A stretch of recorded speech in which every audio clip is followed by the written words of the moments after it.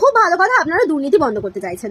লক্ষ্মী ভান্ডারে যে স্ক্যামগুলো হয়েছে আপনারা চাইছেন না যে অন্নপূর্ণা ভান্ডারে সেই সমস্ত স্ক্যামগুলো হোক। তো আপনারা এটাই বলতে চাইছেন যে অন্নপূর্ণা ভান্ডারটা তারাই পাবে যারা ভীষণই দুস্থ, যারা ভীষণই গরিব, তারাই অন্নপূর্ণা ভান্ডারটা পাবে। যাদের বাড়ি আছে, গাড়ি আছে, তারা কিন্তু এই অন্নপূর্ণা ভান্ডারের আওতায় পড়ছে না। সেই জন্য আপনারা একটা 12 পাতার একটা ফর্ম তৈরি করেছেন, সেখানে নানা রকম ক্রাইটেরিয়া দিয়েছেন, হ্যাগড়া ব্যাগড়া। তো সেগুলো যদি ফুলফিল হয় তারাই কিন্তু অন্নপূর্ণা ভান্ডারটা পাবে। কিন্তু এটা কি আপনারা জানেন এরকম পশ্চিমবঙ্গে বহু মা বোনেরা রয়েছে যারা লোকের বাড়িতে বাসন ঘষে প্রত্যেক মাসে এত বড় একটা লোন শোধ করে তারা একটা ছোট্ট বাড়ি তৈরি করেছে। ও আপনাদের কথা অনুযায়ী তারা তো বিশাল বড় লোক, তারা তো লক্ষ্মী ভান্ডার পাবে না, কারণ তাদের নিজস্ব বাড়ি রয়েছে। তার সঙ্গে আপনারা এটা জানেন কি পশ্চিমবঙ্গে এরকম অনেক বাবা অনেক দাদা রয়েছে যারা লোন করে একটা গাড়ি নিয়েছে, তারা সেই গাড়িটা চালিয়ে যা ইনকাম করছে সেটা দিয়ে তারা সংসার চালাচ্ছে।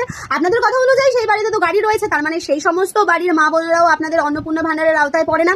বাচ্চা কোন স্কুলে পড়ছে সেটাও আপনাকে জানাতে হবে। বাচ্চা প্রাইভেট স্কুলে পড়ছে, তো মানে বাচ্চা প্রাইভেট স্কুলে পড়ছে মানে সেই সমস্ত মায়েরা বিশাল পয়সা দেয়। কিন্তু এটা জানেন কি সেই মাটা মাথার ঘাম পায়ে ফেলে বাচ্চাটাকে কারি কারি টাকা দিয়ে প্রাইভেট স্কুলে ভর্তি করেছে, কারণ সরকারি স্কুলে পড়াশোনা হয় না বলে। তাহলে তার মাটাও পাবে না আপনাদের অন্নপূর্ণা ভান্ডারের আয়তায়, সেই মাটাও পড়ছে না। তাহলে আপনাদের কথা অনুযায়ী সব থেকে যারা দুস্থ মানে ভিখারিদের কথা বলছি, তারা সব থেকে গরিব, তারা তার মানে অন্নপূর্ণা ভান্ডারটা পাবে।